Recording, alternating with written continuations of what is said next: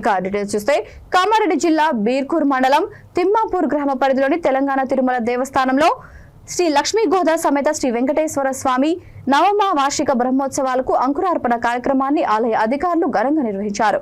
అంకురార్పణ కార్యక్రమంలో ఆలయ ధర్మకర్త, తెలంగాణ మాజీ శాసన సభాపతి, మాజీ మంత్రి బాన్సువాడ నియోజకవర్గ శాసనసభ్యులు పోచారం శ్రీనివాసరెడ్డి కుటుంబ సభ్యులతో కలిసి పాల్గొన్నారు.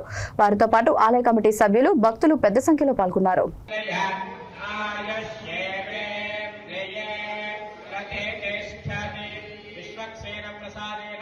సంకల్పిత కార్యం నిర్విఘ్నతా సిద్ధిరస్తు తథాస్తు. మృత్యామోచయ మోచయ ఆయుర్వర్ధయ వర్ధయ శత్రుర్నాశయ నాశయ. ఓం నమో భగవతే మహాసుదర్శనాయ త్రిత్రే జ్వాలాపరితాయ సర్వదిక్షోపనకరాయ కుంభబ్రహ్మణే పరం జ్యోతిషే. ఓం బ్రహ్మ సహస్రారహుం ఫట్ నమః సుదర్శనాయ నమః. ఆగచ్చ ఆగచ్చ ఆగచ్చ స్వాహ. హృదయాయ నమః. శిరసే స్వాహ.